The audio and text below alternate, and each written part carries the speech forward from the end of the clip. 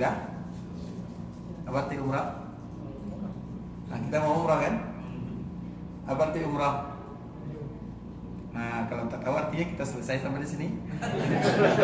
Baru saja dimulai ya. Apa arti umrah Bapak Ibu? Baik, umrah. Umrah itu artinya adalah berziarah, baru saja kita sebutkan. Kan ini sudah disebutkan. Umrah itu artinya ziarah. Nah, tapi Bapak Ibu kita harus ingat ya, ini kalimat yang selalu harus kita perhatikan baik-baik, bahwa Allah itu tidak memberikan pujian kepada orang yang umrah.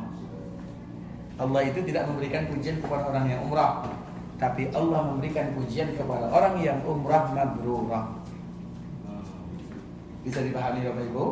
Yang diberikan pujian itu bukan umrahnya, tapi yang diberikan pujian adalah mabrurahnya. Mabrurah itu apa artinya mabrurah? Tadi umrah sudah, sekarang mabrurah lagi. Apa arti mabrurah? Terima.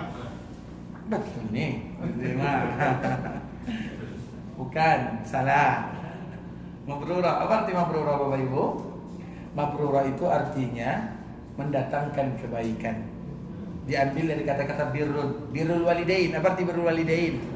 Berbuat baik kepada orang tua, berbakti. Berbakti itu kan berbuat baik. Birrul walidain, berbuat baik, berbakti kepada orang tua. Mabrurah artinya umrah yang mendatangkan kebaikan. Artinya kalau kita umrah tapi kita tidak melakukan kebaikan, berarti kita belum mendapatkan mabrurah. Sehingga mabrurah itu Bapak Ibu, mabrurah itu Bapak Ibu itu tidak umrah kan ada dua kalimat, ada umrah, ada mabrurah. Umrah itu berat atau ringan? Hah? Berat atau ringan? Kita mah laki-laki mah santai aja, kan? Nggak ada yang berat ya. Umrah itu berat atau ringan? Ringan, insya Allah ringan. Yang berat tuh kopornya kan, kopornya, belanjanya, apa gitu. Yang berat tuh itu. Ke mall, apa lagi? Umrah itu ringan, yang beratnya ke Turki, ya itu berat tuh. Artinya kita yang membuat ibadah umrah itu berat, bukan agama, karena tidak ada istilahnya agama itu berat. Tidak mungkin Allah perintahkan kita melakukan sesuatu kemudian membuat kita berat. Kita contohkan misalnya orang akikah. Akikah itu biasanya kalau lahir anak perempuan 1 ekor kambing. Kalau lahir laki-laki 2 ekor kambing. Kalau tak sanggup boleh juga 1 ekor kambing. Kira-kira kaum muslimin sanggup tidak berakikah? Rata-rata mana yang lebih banyak tidak berakikah atau berakikah? Betul, ini sudah ditelusuri, dipelajari. Akikah itu ringan atau berat? Akikah itu berat, yang ringan itu undangannya. Coba akikah itu apa kata Nabi? Akikah itu beli kambing, sembelih, potong-potong bagi ke tetangga, selesai. Berarti murah atau mahal? Yang mahal apanya? Undangan, pelayanan, apa lagi? Karena orang tak suka kambing, belum lagi itu suka kambing. Kalau kita tak sediakan kambing makanan yang lain, tak datang misalnya. Belum lagi undangannya, itu yang bikin susah. Padahal akikah itu mudah. Tidak mungkin sesuatu diperintahkan kita melakukannya kemudian dipersulit untuk mendapatkannya. Karena ini adalah agama Allah Azza wa Jalla. Agama yang paling mudah itu adalah agama Islam yang dibawa oleh baginda Rasulullah sallallahu alaihi wasallam. Salah satunya ibadah umrah. Nah, ibadah umrah itu ikhwan Islam. Yang kedua adalah mabrurahnya. Yang berat itu adalah mabrurahnya. Mabrurah itu artinya adalah mempertahankan kebaikan sampai kita bertemu dengan Allah Subhanahu wa taala. Itu baru disebut dengan mabrurah. Di sini kita semangat melaksanakan sholat berjamaah bagi yang laki-laki. Di kampung halaman masih sanggup atau tidak kira-kira? Kalau kita masih sanggup, itu baru disebut dengan mabrurah. Di sini ibu-ibu alhamdulillah bisa menahan diri untuk tidak gosip, cerita, ghibah, namimah. Di kampung masih sanggup atau tidak? Kalau masih sanggup berarti itu disebut dengan mabrurah. Kalau tak sanggup berarti umrah lagi sampai diberikan mabrurah. Jadi mabrurah itu tidak ringan Bapak. Itulah yang diinginkan dalam agama. Makanya tadi kita menyebutkan Allah tidak memberikan pujian kepada orang yang umrah, tapi Allah memberikan pujian kepada orang yang mabrurah. Artinya umrah itu kalau umrah seolah-olah Bapak Ibu, kalau kita mengatakan nanti kalau saya berdosa ya pergi umrah selesai, berarti yang masuk surga itu orang kaya-kaya saja. Bisa dipahami? Terus yang tak bisa umrah, yang orang miskin macam mana? Padahal yang paling banyak mengisi surga siapa? Nah, siapa yang paling banyak mengisi surga? Sudah jelas disebutkan oleh Nabi SAW, fara'aitul jannah, aku melihat surga dan kebanyakannya aktsaru al-fuqara wal masakin. Yang paling banyak berada di dalamnya fakir dan miskin. Itu kata Rasulullah SAW. Bukan berarti kita tidak ingin masuk surga, tapi itu fakta yang disebutkan oleh baginda Nabi yang mulia. Nah, bagaimana supaya kita bisa masuk surga? Salah satunya umrah, bukan hanya umrah saja, tapi mabrurahnya harus kita cari. Agar dikala kita mendapatkan mabrurah, kesempatan kita juga sama disebutkan oleh baginda Rasulullah SAW.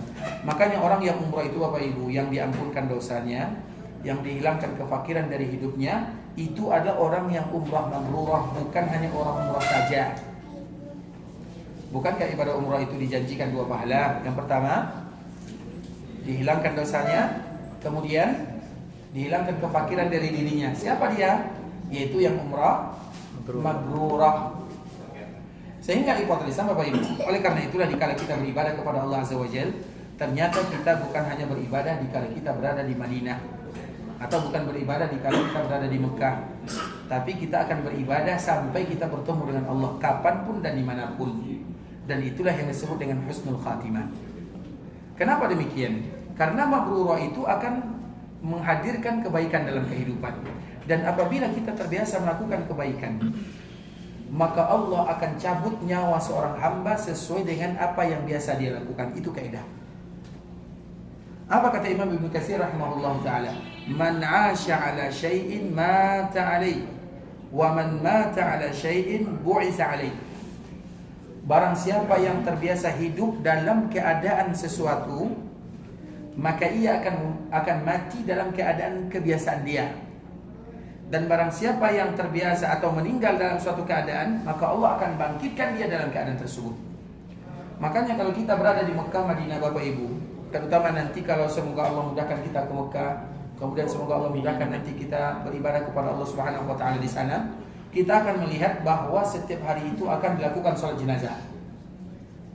Di Madinah setiap hari sholat jenazah, di Mekah setiap hari sholat jenazah. Tapi biasanya sholat jenazah yang paling banyak itu di Mekah. Satu kali sholat itu kadang-kadang 15, kadang 20, kadang 10.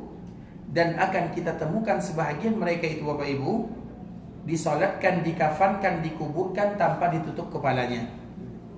Makanya kita dianjurkan dikala kita berada di Mekah, di Madinah, untuk tidak pernah lumpang atau tidak pernah tidak pernah absen melaksanakan sholat jenazah. Bisa dipahami ya? Sholat jenazah di sini tiap hari kan? Di Mekah juga tiap hari, tiap salat, bukan tiap hari tiap salat. Kalau di kampung halaman berapa kali? Sekali setahun ya? Sekali aja kadang-kadang ya. Tak mungkin kita berdoa tiap hari orang kampung kita mati kan? Baik, sholat jenazah, kalau kita sholat jenazah di kampung, berapa pahalanya kira-kira? Satu apa? Satu kirat. Satu kirat itu berapa? Sebesar Bukit Uhud. Bukit Uhud itu berapa? Ini sekedar informasi wawasan saja ya. Bukit Uhud itu Bapak Ibu, dia panjangnya 7 kilo. Kita hanya berkunjung ke tempat kejadian perang Uhud, bukan Gunung Uhud. Karena Gunung Uhud itu 7 kilo. Sampai di belakang rumah kami itu juga masih Bukit Uhud. Nah, itu istilahnya. 7 kilo panjang itu. Lebarnya 3 kilo. Tingginya itu Bapak Ibu, tingginya sampai 1 kilo. Bahkan sebagian kawan-kawan mereka sudah pernah menaikinya. Ustaz lu pernah naik Ustaz belum ya? 7 kali Ustaz. 7 kali. Nah, ini tanya Ustaz. 7 kali naik gunung. Nah, 7 kali naik gunung. Saya alhamdulillah belum pernah, itu aja. Tapi ini sekedar wawasan ya. Jadi sampai hampir 1 kilo. Kelihatannya rendah tapi tinggi sekali. Ya kan Ustaz ya? Berapa jam Ustaz? 2 jam sebenarnya Ustaz, 2 jam setengah. Allahu Akbar. Sama dengan naik bukit Uhud Gua Hira ya. Tapi artinya tingginya 1 kilo. Berapa beratnya?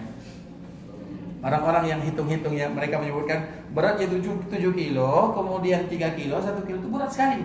450 miliar ton.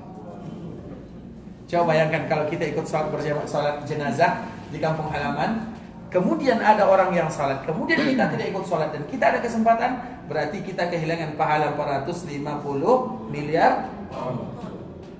Itu kalau di kampung, kalau di sini berapa pahala sholat di sini? 1000. Berapa pahala sholat di sini? Salah. 1. Berapa? 1. Di sini satu. Maksudnya di Masjid Nabawi. Oh, 1.000. Berapa? Salah. Oh, 1.000 kali lipat. Siapa bilang 1.000? Ustaz. Siapa bilang? Siapa bilang? Siapa? Saya.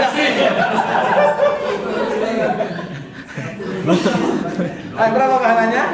27.000. Siapa bilang? Oh, terus berapa pahalanya? 1.000 Ustaz. Siapa bilang 1.000? Ustaz. Allah yang bilang Allah bilang Ustaz sendiri. Betul nih. Kalau Ustaz terus sendiri. Saya nawar 10.000. Harus 1.000 ya? Baik, kita kembalikan kepada hadis Nabi. Apa kata Nabi? Orang yang salat di masjidku lebih baik daripada 1.000. Berarti berapa pahalanya? Sama tidak 1.000 yang lebih baik dari 1.000? Sama atau sama? Tak sama. Lebih baik dari 1.000 berapa kira-kira? 10.000. Jangan 1.500 terlalu rendah. 100.000. Sejuta lah. Artinya agar kita tahu, itu kesempatan.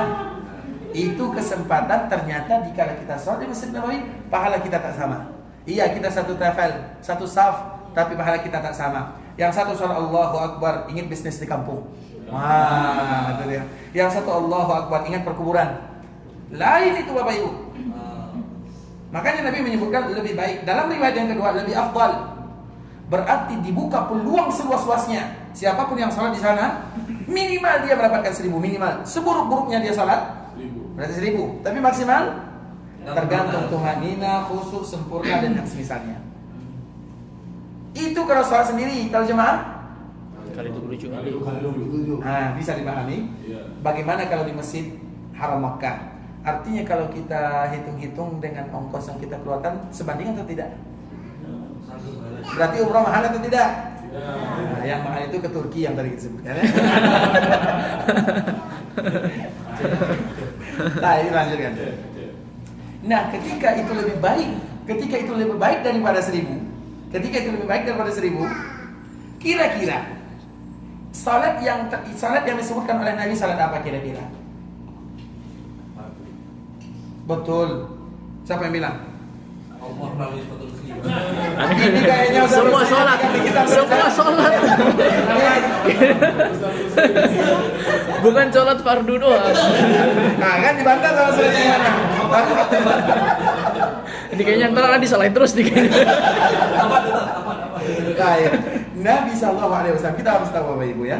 Jadi di dalam hadis ini salatun, orang yang salat. Nabi sallallahu alaihi wasallam, contoh ini bahasa Arabnya apa nih? Tidak ada yang Ustaz tidak boleh bicara saja. Nah, ini bahasa Arabnya apa nih? Sudah berapa hari kita di Madinah nih? Ini. Nah, macam mana ini Bapak Ibu? Nggak diajarin gitu. Yang tak pandai bahasa Arab tak masuk surga. Sepakat atau tidak? Hah?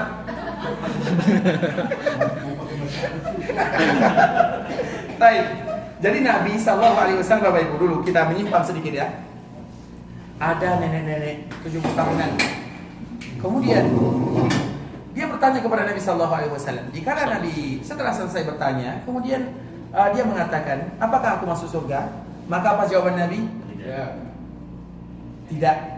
Orang tua tidak masuk surga, nenek-nenek tidak masuk surga. Kira-kira jawab bahasa Nabi betul atau salah? Betul. Apa yang betul?